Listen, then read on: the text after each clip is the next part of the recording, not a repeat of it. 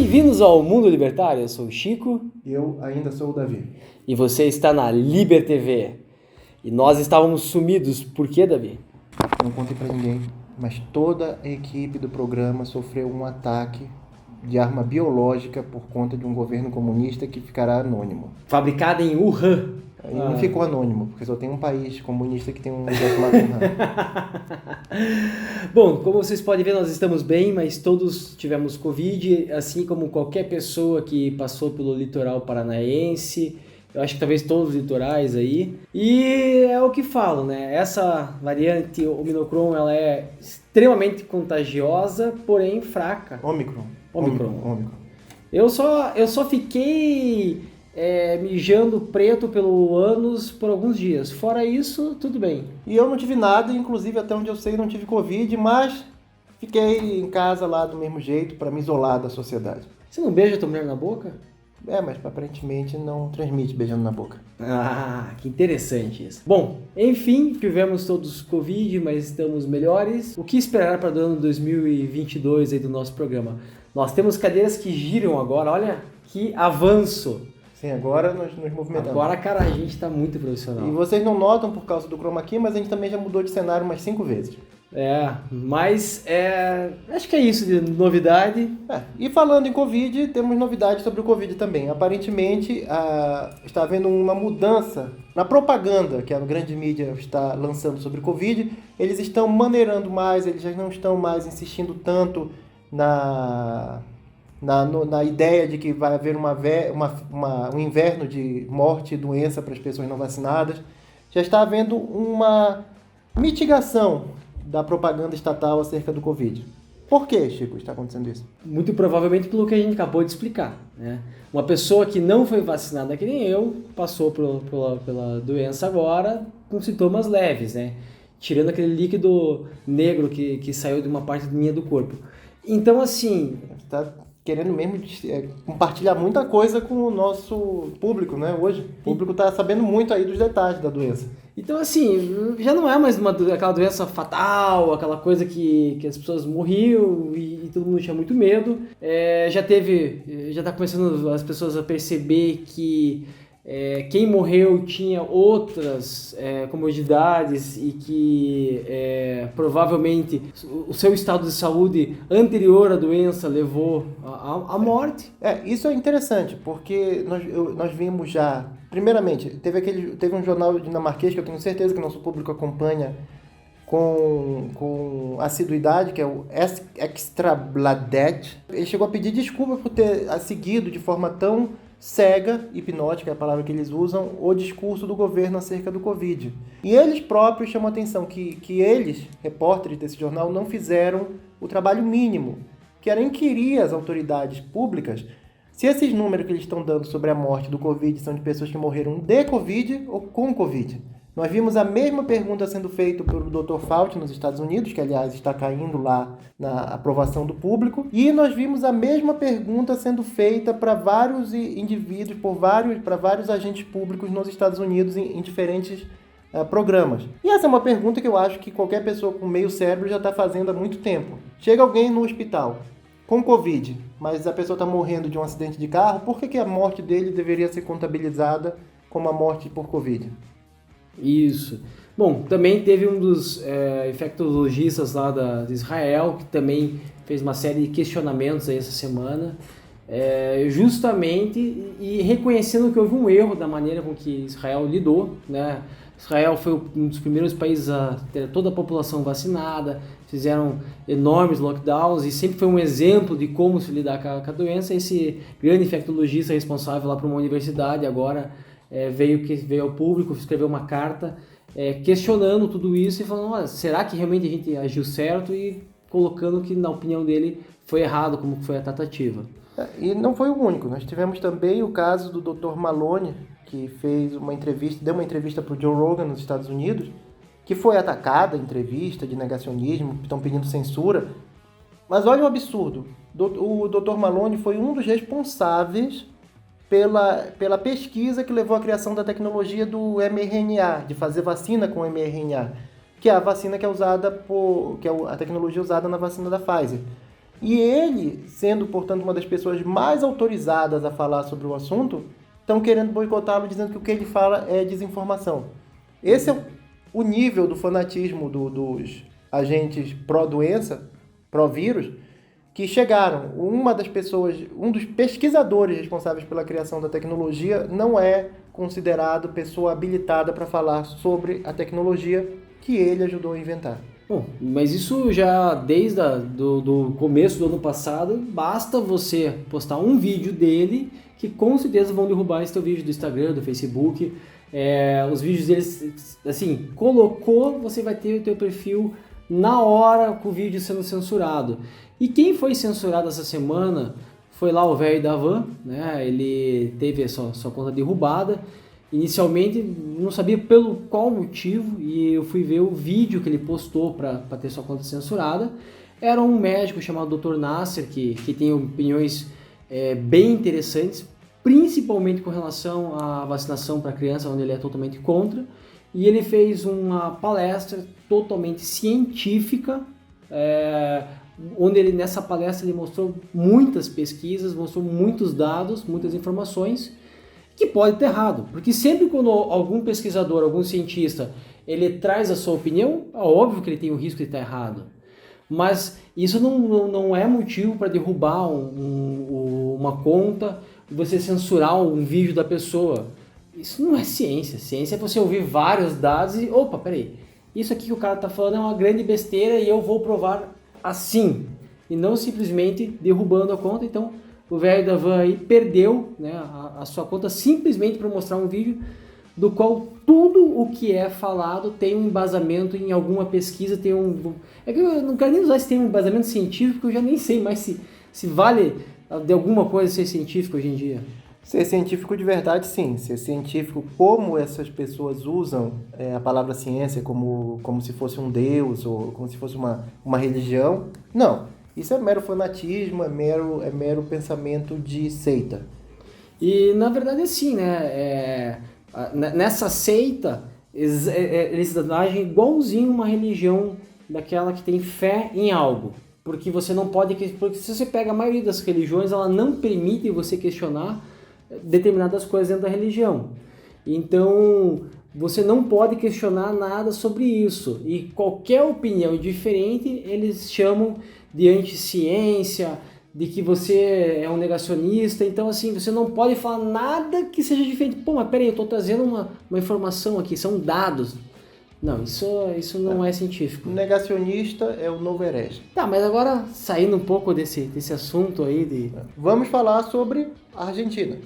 Porra, meu... Os esquerdistas, eu me lembro ainda, que no início da pandemia, como elogiaram o que estava acontecendo na Argentina. Nossa, vai ficar eterno aquela postagem de algum anônimo que dizia como é bom ter um presidente, né? Se referindo à Argentina.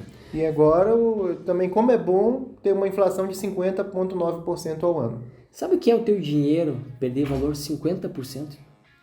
Metade do teu poder de compra. Eu fico muito assustado quando eu olho no Brasil e você pega um carro popular aí como um HB20, um Gol, e eles estão na faixa de 90, 100 mil reais, eu fico assustado. Não pode, é pegadinha. E realmente, um carro zero, um carro popular, está nessa faixa aí de 90, 100 mil reais. Você vê como o nosso dinheiro desvalorizou. Nos Estados Unidos eles estão super assustados porque tiveram uma inflação lá de 10%, e enquanto que a meta deles era 3%, ficou em 10%. Né? Então, assim, mas pode continuar imprimindo, né? O governo pode sim continuar imprimindo dinheiro, pode sim continuar aumentando a base monetária, que a gente está vendo que não acontece nada, né? Não tem resultado. Nenhum efeito colateral. É como a vacina, sem efeitos colaterais. Bom, uma boa notícia então agora. Vamos falar uma boa notícia. Boas notícias. Estão desestatizando um porto aí em algum lugar. No Espírito Santo. É o Tarcísio, né? O Deus Vult do asfalto. O cara vai aí provavelmente concorrer ao governo de São Paulo para tirar aquele meme do Dória de lá. Eu só fiquei triste quando eu vi a notícia de saber que é só um porto, né? Agora, não existe lugar que a corrupção corre mais solta do que num porto. Se você quiser exportar qualquer coisa, se prepare. Você vai ter que comprar desde o porteiro lá que cuida da balança do porto, até o último dos últimos diretores lá. E o estivador, e é sindicato que tem disso, daquilo. É uma bizarrice. Alguém já fez um cruzeiro aqui no Brasil? Uma das coisas mais bizarras que tem, assim, é quando você chega no Porto de Santos ali para fazer um cruzeiro, aí tem o sindicato dos estivadores. Só eles podem carregar tua mala. É um negócio assim, tipo, maluco, sabe? Você tá de sacanagem. Já fizeram um cruzeiro? Esse foi aqui o comentário do lado rico do programa. Do lado pobre vocês já andaram de ônibus? Já foram para o norte de ônibus? Não? Experimentem. É uma experiência única na sua vida. Olha, eu fiz uma viagem para Belém do Pará de moto e eu digo um negócio, naquela Trans-Brasília lá, isso foi durante o governo do PT, mas também não acho que hoje deu os vultos do asfalto e não ia fazer muita diferença. Era buraco que eu entrava dentro do buraco, eu andava um pouco com a moto, daqui a pouco eu saía do buraco. É inacreditável. Nossa, deu sorte do buraco não ter mais buraco lá dentro. Bom, e agora uma outra excelente notícia. A educação no Brasil está em último lugar no ranking internacional. Ou seja, não tem mais nada para fazer aqui no Brasil. Não, mas eu não estou brincando. É uma excelente notícia por 3 motivos. 1, não crie ilusões que o Estado sabe o que está fazendo em termos de educação. 2, porque eles são tão incompetentes porque eles são tão em tudo, eles são tão incompetentes em tudo, eles também são incompetentes em doutrinar. Porque se eles fossem mais competentes, as nossas crianças estariam ainda mais doutrinadas por essa seita de fanáticos. E 3, é mais uma oportunidade de eu fazer mexendo no meu livro, Doutrinados, que explica sobre como a educação no Brasil foi corrompida para virar mera propaganda política e ideológica. Quando que você vai disponibilizar esse link? Pois é, essa é a parte difícil. Eu vou fazer o seguinte, O problema é que já está escrito o livro, mas eu não sei como fazer com que ele entre nesse negócio aí de internet. Tá, vamos fazer o seguinte, vamos divulgar esse PDF por WhatsApp e vai circulando, então já é um começo. Tá bom. Me manda, eu vou mandar para um monte de grupo aí, libertário. Vocês ouviram aqui primeiro, o livro vai circular pelo WhatsApp. Exatamente, vamos começar assim. Vamos seguir a estratégia do tiozão bolsonarista. Se para ele tá dando certo, pra gente tem que dar certo também. Será? E, bom, enfim, eu não vou aqui bater no cachorro morto lá do Paulo Freire, mas é sempre bom quando sai esse ranking pra gente ver o quanto ruim tá a nossa educação e que esse negócio de que doutrinar é mais importante do que ensinar matemática... Eu vou falar uma coisa polêmica, eu vou defender o Paulo Freire. O Paulo Freire não tem culpa do que está acontecendo aqui. O plano do Paulo Freire era um só. Era pegar um monte de universitário de esquerda, levar para o interior do Nordeste, ensinar as pessoas a assinarem seu nome e convencer essas pessoas a votarem em fulano. Naquela época era preciso ser alfabetizado para votar e ser alfabetizado significa... naquele contexto, assinar o próprio nome. Então eles pegavam essas pessoas, ensinavam a assinar o nome, convenciam a pessoa ideologicamente a votar no candidato que eles queriam, levavam a pessoa para se registrar e conseguiam voto. Era um plano extremamente simples. Não pode ser culpado pelo que está acontecendo hoje em dia. Essa é a minha defesa do Paulo Freire. Que porcaria de defesa. Mas assim, cara, eu acho que se a gente está em último aqui no ranking, você vai para qualquer país pobre da Ásia, um menino de 12, 13 anos já sabe falar 2, 3 idiomas. Os países pobres da Ásia já são assim. Mostra que não tem mais muito o que fazer aqui, cara, porque é um país cheio de tesouro, de riqueza natural, com agricultura, com isso, com aquilo. Então assim, se você não vai deixar para o teu filho uma fazenda de herança, deixa um Green Pass para ele de herança, cara. Ou melhor ainda, eduque seu filho em casa. Não existe nenhum país no mundo no qual eu confiaria ao governo a tarefa de educar meu filho. Eduque seu filho em casa. Não é tão difícil quanto você pensa, porque você já sabe muito mais do que os professores que vão estar ensinando para ele. Eu acho que o Davi fala isso porque ele não tem filho, cara. Porque se eu passar mais de 8 horas com meus filhos, é capaz de acontecer um acidente doméstico. Então, é legal que a gente só se encontre para brincar e se divertir. Não vou fazer comentário, mas, pô, seus filhos estão todos dominados já estão usando máscara. Então. Apesar de ter 3 anos de idade. Exatamente. Eu tô falhando aí como educador. Então, vocês vejam que a dificuldade que é educar os próprios filhos. Bom, mas eu tenho plano de começar a produzir filhos e quando eles saírem do forno, eu pretendo que eles sejam educados em casa. Com armas. Claro, com armas, óbvio. Mas educados com o quê? Com livros. Cada ideia. Bom, tem mais alguma notícia? Não, hoje a edição vai teve ser curta. da Crypto lá no Rio. Ah, é verdade. Então, eu não estou entendendo nada, é uma notícia que eu não consegui entender. O prefeito do Rio fez lá o Innovation Weekend Rio e trouxe o prefeito de Miami, que é um grande entusiasta das criptomoedas, que está disputando com o cara de Nova York, lá os dois prefeitos estão disputando, né? A gente já conversou isso em edições anteriores, para qual é a cidade que está mais aberta a cripto. E aí agora o Eduardo Paes lá vai estar aceitando que você, dando um desconto para quem pagar o imposto com cripto. Pelo menos não entendo qual que é a intenção dele, se é juntar mais cripto e tal. E ele vai estar investindo uma parte do dinheiro do município em cripto, né? O que parece assim uma excepcional notícia para quem é carioca, mas eu me pergunto, cara, um político é a pessoa mais adequada para investir o teu dinheiro? Os caras te roubam o teu dinheiro para ele decidir como que ele vai investir esse dinheiro. Ainda aumentando o preço, né? Que se você for querer comprar, agora vai estar mais caro. Mas eu vou dizer uma coisa, eu não quero irritar a nossa base falando mal de Bitcoin. Então eu não vou falar mal de Bitcoin, eu só vou dizer que diferentes criptos têm diferentes funções. Eu sei que para a maioria da galera, a cripto é só um negócio para você comprar e ganhar dinheiro, mas não é isso. As criptos, elas oferecem serviços. Diferentes criptos oferecem serviços diferentes. Então, antes de você investir ou de você usar, faça uma pesquisa básica para você entender exatamente por que eles podem fazer isso com o Bitcoin, mas eles não poderiam fazer isso com o Monero, por exemplo. Quer dizer, eles até poderiam comprar, mas não atenderia ao objetivo deles de institucionalizar a cripto. E uma cripto institucionalizada não é um problema, contanto que você saiba que vai ser institucionalizada e se prepare de acordo de antemão.